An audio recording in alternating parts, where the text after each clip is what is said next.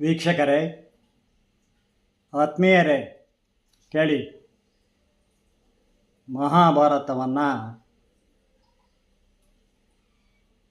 ತಿರುಚಿ ಬರೆಯುವ ದುರ್ವಿಚಾರಿಗಳಿಗೆ ಮೂಲ ವ್ಯಾಸ ಭಾರತ, ಅದಕ್ಕೆ ನಿಷ್ಠವಾಗಿ ಬರೆದ ಕೃತಿ ಅಭಿನವ ಭಾರತ.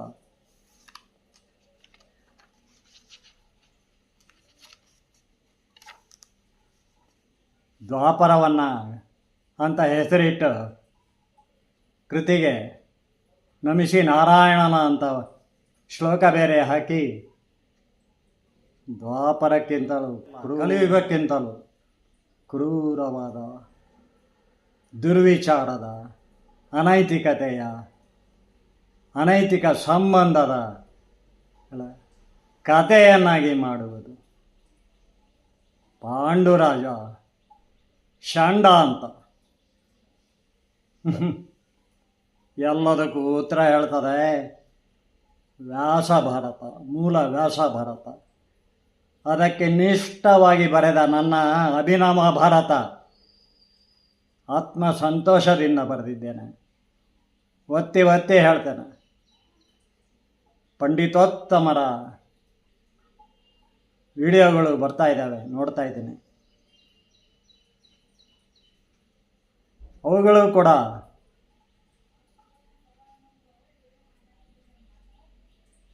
ಹೇಗೆ ಪಾಂಡುರಾಜನ ನೋಡ್ತಾರೆ, ಕರ್ಣನನ್ನು ನೋಡ್ತಾರೆ. ಮಹಾಭಾರತದಲ್ಲಿ ಒಂದೇ ಮನಸ್ಸಿನಿಂದ ನೆನೆಯುವುದಾದರೆ ಕರ್ಣನನ್ನು ನೆನೆ ಅಂತಾರೆ. ಯಾಕೆ? ಇದಕ್ಕೆ ಎಲ್ಲದಕ್ಕೂ ಉತ್ತರ ಹೇಳುತ್ತದೆ. ದ್ರೌಪದಿ ಕರ್ಣನನ್ನು ಮೋಹಿಸಿದ್ಲೆ, ಎಲ್ಲದಕ್ಕೂ ಉತ್ತರ ಹೇಳ್ತದೆ ಅಭಿನವ ಭಾರತ.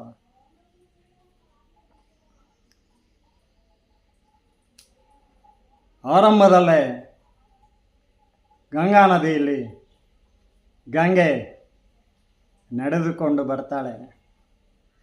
ಆ ದೃಶ್ಯ ನೀವು BR ಚೋಪ್ರಾ ಅವರ ಮಹಾಭಾರತದಲ್ಲಿ ನೋಡಿರ್ತೀರಿ.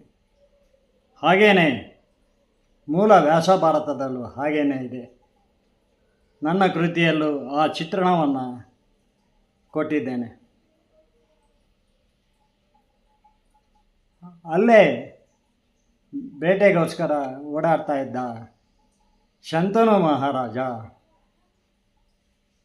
ಯಾರೀ ಸುಂದರಿ ನೀರಿನ ಮೇಲೆ ನಡೀತಾಳಲ್ಲ, ಇಲ್ಲೆಲ್ಲೋ ಮುಳುಗ್ತಾಳೆ, ಅಲ್ಲೆಲ್ಲೋ ಕಾಣ್ತಾಳೆ, ಏನಿದು ಎಷ್ಟು ಚೆನ್ನಾಗಿದ್ದಾಳಲ್ಲ ಅಂತ ಇನ್ನು ಪ್ರಾಯದಲ್ಲಿರ್ತಕ್ಕಂಥ ಶಂತನು ಮಹಾರಾಜ, ಹಸ್ತಿನಾಪುರದ ಮಹಾರಾಜ ಶಂತನು, ಅಲ್ಲೇ ಓಡಾಡ್ತಿರ್ತಕ್ಕಂಥ ಬೆಸ್ತರವರನ್ನು ಕೇಳ್ತಾನೆ, ಯಾರವಳು ಸುಂದರಿ?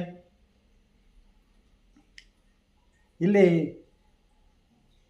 ಗಂಗಾ ನದಿಯ ನೀರಿನ ಮೇಲೆ ನಡೆದುಕೊಂಡು ಬರ್ತಾಳೆ, ಅಲ್ಲೆಲ್ಲೋ ಮುಳುಗ್ತಾಳೆ, ಇಲ್ಲೇ. ಹೌದು ಪ್ರಭು, ಅವಳನ್ನು ದೇವಗಂಗೆ ಅಂತಾರೆ ಇಲ್ಲಿ ಎಲ್ಲರೂ. ಅವಳು ನೀರಿನ ಮೇಲೆ ನಡೀತಾಳೆ, ಅವಳಿಗೆ ಜಲಸ್ತಂಭನ ವಿದ್ಯೆ ಗೊತ್ತಿದೆ.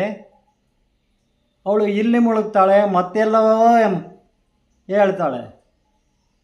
ಭಾರತದಲ್ಲಿ ಸಿಂಧು, ಗಂಗಾ, ಬ್ರಹ್ಮಪುತ್ರ 3 ಮಹಾನದಿಗಳು. ಇದೊಂದು ಮಹಾನದಿಗಳಲ್ಲಿ ಗಂಗೆ ಬಹಳ ಪವಿತ್ರವಾದ ಮಹಾನದಿ. ಕಾಶಿ ಗಂಗೆಯ ನದಿಯ ತಟದಲ್ಲೇ ಇರೋದು. ಎಷ್ಟು ಸುಂದರವಾಗಿದ್ದಾಳೆ ಆ ಗಂಗೆ. ನನಗೂ ಸಿಗೋದಿಲ್ಲ ಅಂದ್ಕೊಳ್ತಾನೆ. ಆದರೆ ಒಂದು ದಿನ ಝಲ್ ಝಲ್ ಝಲ್ ಅಂತ ಆ ನೀರಿನ ಮೇಲೆ ನಡೆದುಕೊಂಡು ಬರ್ತಾಳೆ ಗಂಗೆ. ಯಾರು ನೀನು? ನನ್ನನ್ನೇಕೆ ಹೀಗೆ ಮೋಹ ಪರವಶನನ್ನಾಗಿ ಮಾಡಿದ್ದೀಯ. ಹೇಳು, ನೀನು ಗಂಗೆ ಆ ದೇವಲೋಕದಿಂದ ಇಳಿದು ಬಂದವಳೆ, ಹೇಳು ಅಂತಾನೆ. ಹೌದು ಮಹಾರಾಜ, ನಾನು ಗಂಗೆ ಶಾಪಗ್ರಸ್ತಳಾಗಿ ಇಲ್ಲಿ ಬಂದಿದ್ದೇನೆ. ನೀನು ಹೇಳ್ತಾಳ ಆಮೇಲೆ ಹಿಂದಿನ ಜನ್ಮದಲ್ಲಿ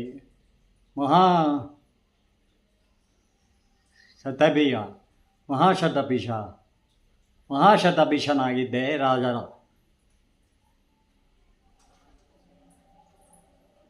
ಸಾವಿರ ರಾಜಸೂಯ ಯಾಗ ಮಾಡಿ 1000 ಅಶ್ವಮೇಧ ಯಾಗಗಳನ್ನು ಮಾಡಿ ಅದರ ಫಲವಾಗಿ ನೀನು ಸ್ವರ್ಗಕ್ಕೆ ಬಂದಿದ್ದೆ. ಆ ಸ್ವರ್ಗದಲ್ಲಿ ನಾನು ನನ್ನನ್ನೇ ನೀನು ನೋಡುತ್ತಾ ಕುಳಿತೆ. ಸ್ವರ್ಗದಲ್ಲಿ ಸತ್ಯಲೋಕದ ಸಭೆ, ಬ್ರಹ್ಮನ ಲೋಕವನ್ನು ಸತ್ಯಲೋಕ ಅಂತ ಹೇಳ್ತಾರೆ. ಆ ಸತ್ಯಲೋಕದಲ್ಲಿ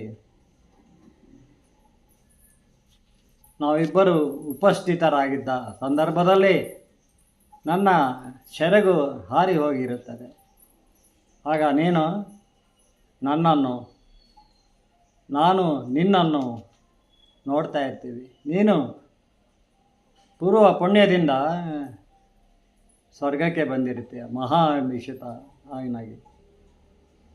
ರಾಜ, ನಾವಿಬ್ಬರು ಭೂಲೋಕದಲ್ಲಿ ಹುಟ್ಟಬೇಕೆಂದು ಶಾಪಗ್ರಸ್ತರಾಗಿ ಬಂದಿದ್ದೇವೆ.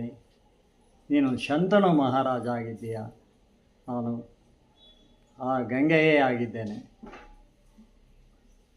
ನಾನು ನಿನ್ನನ್ನು ಮದುವೆ ಆಗ್ತೇನೆ, ಆಗಲೇಬೇಕು. ಆದರೆ ನನ್ನದೊಂದು ಮಾತು, ನಾನು ಏನು ಮಾಡಿದರೂ ಸರಿಯೇ, ಅದು ಅಮಾನುಷವಾಗಿ ಇದ್ದರೂ ಸರಿಯೇ, ಯಾಕೆ ಹಾಗೆ ಮಾಡುವೆ ಎಂದು ನೀನು ಕೇಳಿದ ಕ್ಷಣ ನಿನ್ನ ಮದುವೆಯ ಸಂಬಂಧ ಹರಿದು ಹೋಗ್ತದೆ. ಇದು ನೆನಪಿನಲ್ಲಿರಲಿ ಮಹಾರಾಜ ಶಂತನು ಅಂತ ಹೇಳ್ತಾಳೆ. ಮುಂದೇನಾಗ್ತದೆ ಮುಂದಿನ ವಿಡಿಯೋದಲ್ಲಿ ಹೇಳ್ತೇನೆ. ನೀವು ನೋಡಿದ TV ಮಹಾಭಾರತ ಅಲ್ಲರಿ, ಈ ಮಾತನ್ನು KS ನಾರಾಯಣಾಚಾರ್ಯ ಹೇಳ್ತಾರೆ. ಅವರಿಗೂ ಕೂಡ ರಾಮಾಯಣ ಪಾತ್ರ ಪ್ರಪಂಚ ಅನ್ನೋ ಪುಸ್ತಕ ಬರೆದ ಮೇಲೆ ಅದು ನನ್ನ ಹತ್ರ ಇದೆ.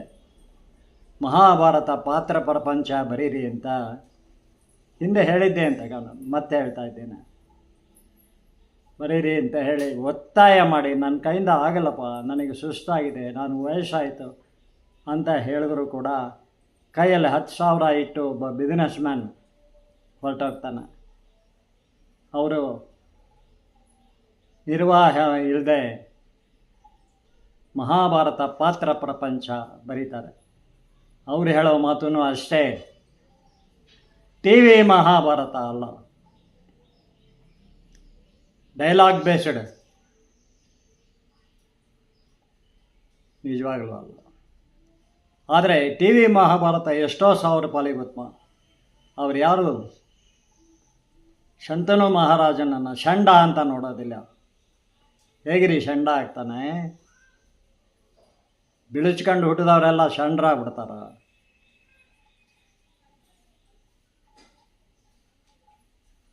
ಅವನು ದಂಡಯಾತ್ರೆ ಮಾಡ್ತಾನೆ, ವೀರ್ಯ ಶೌರ್ಯ ವಂದಿತ ಅವನೆಂದು ಅವನಿಗೆ ಮಾದ್ರಿಯನ್ನು ಈಗಾಗಲೇ ಕುಂತಿ ಇರ್ತಾಳೆ, ಮಾದ್ರಿಯನ್ನು ತೆರ ಕೊಟ್ಟು ತರ್ತಾನೆ. ಭೀಷ್ಮ ತಂದು ಮದುವೆ ಮಾಡ್ತಾನೆ. ಅಲ್ಲೇ ಇದೆಯಲ್ಲ ಉತ್ತರ, ಸುಂದರಿ ಮಾಧುರಿಯನ್ನು. ಏನೋ ಸತ್ಯವತಿ ಕೇಳ್ತಾಳೆ, ಚಿಕ್ಕಮ್ಮ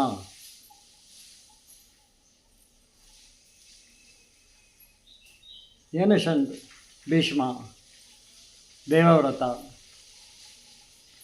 ಹೆಣ್ಣನ್ನು ದುಡ್ಡು ಕೊಟ್ಟು ತರ್ತಾರ, ಅದು ಮಾರಾಟದ ವಸ್ತುನ ಅಂತಾಳೆ.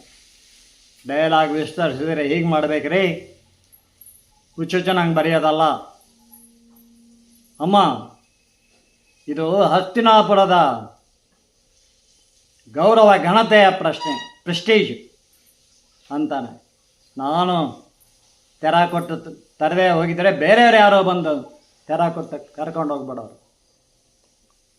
ಮಾದರಿಯನ್ನು ನಮ್ಮ ವೀರ್ಯ ಶೌರ್ಯ ವಂದಿತ ಪಾಂಡುರಾಜನಿಗೆ ಅವನು ಧರಾಷ್ಟ್ರ ಕುರುಡನಾಗಿ ಹುಟ್ಟಿದ್ದಾನೆ, ಅವನಿಗೆ ಪಟ್ಟ ಕಟ್ಟಿದ್ದೇವೆ, ಅವನಿಗೆ ಎರಡನೇ ಹೆಂಡತಿಯನ್ನಾಗಿ ನಾನು ತಂದಿದ್ದೇನಮ್ಮ ಅಂತ ಹೇಳ್ತಾನೆ. ಮುಂದಿನ ಕಥೆಯನ್ನು ನೆಕ್ಸ್ಟ್ ವಿಡಿಯೋದಲ್ಲಿ ಹೇಳ್ತೇನೆ. ದಂಡಯಾತ್ರೆ ಮಾಡ್ತಾನೆ ದೇಶದಾದ್ಯಂತ, ಮುತ್ತು ರತ್ನ ಆನೆ ಕುದುರೆಗಳ ಮೇಲೆ ಹೇರ್ಕೊಂಡು ಬರ್ತಾನೆ ಪಾಂಡುರಾಜ.